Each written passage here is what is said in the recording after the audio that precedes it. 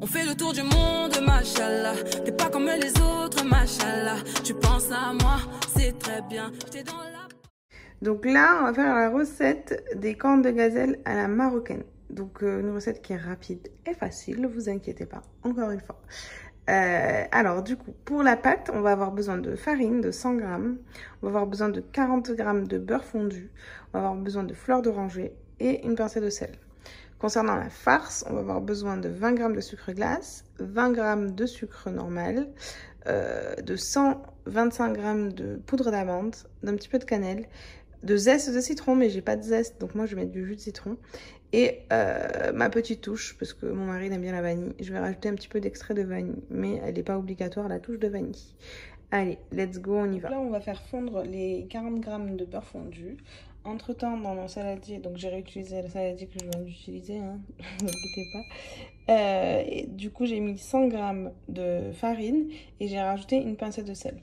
Donc, une fois que mon beurre va être fondu totalement, je vais le verser et on va ajouter quelques gouttes de fleur d'oranger. Donc, après avoir travaillé la pâte, on a ajouté, comme je vous ai montré, la farine, le beurre fondu, le sel et les quelques gouttes de fleur d'oranger. Je l'ai travaillé à la main. Et voilà, vous avez une pâte qui est plutôt assez souple. On va la mettre de côté et on va travailler la farce. Alors, je recycle toujours le même bol pour faire la farce. Et donc, dans ce bol-là, on va mettre 125 g de poudre d'amande. Ensuite, on va ajouter les sucres, donc 20 g de sucre glace. Et ensuite, 20 g de sucre en poudre. On ajoute un chouïa de cannelle. Vraiment, la cannelle, c'est en fonction de vos goûts.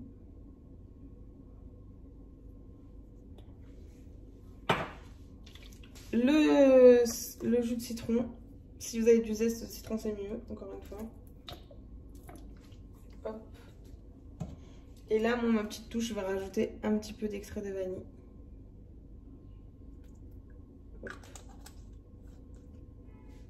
Hop.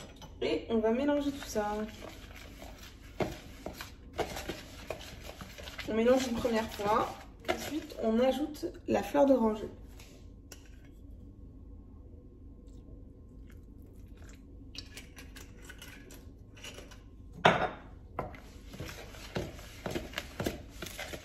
Le but, c'est d'obtenir une pâte homogène, une farce homogène.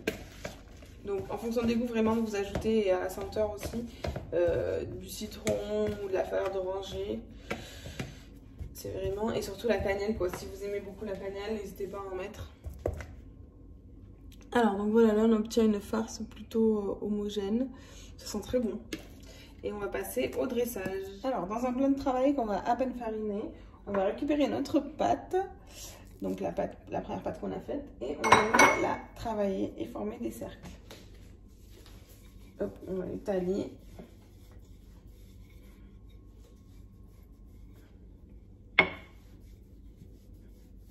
Donc cette pâte, normalement, que vous avez faite, elle est censée être très facilement maniable, très souple.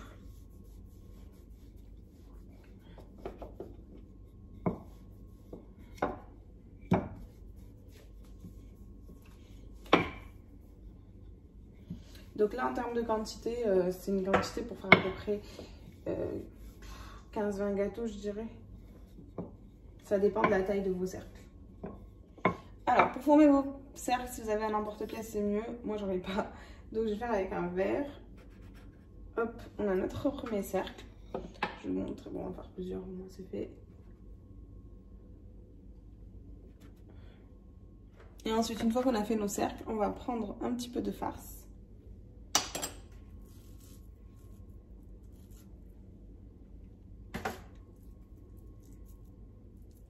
On va placer au milieu et on va venir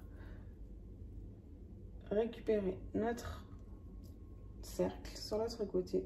Hop. Et on referme les bords. Bien pincé.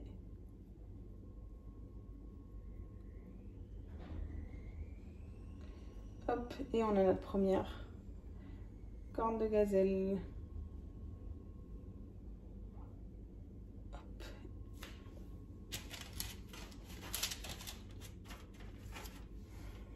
Alors, donc j'ai formé mes petits croissants.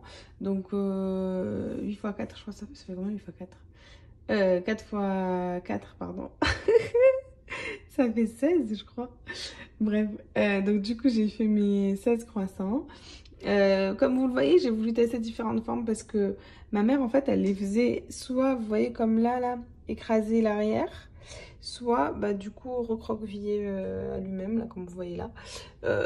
Moi, je sais que j'aimais bien ceux qui sont un peu plus garnis, qui sont un peu comme ça. Il y en a qui préfèrent comme ça, Kader, je crois qu'il préfère comme ça. Bref, c'est au bon vouloir de chacun.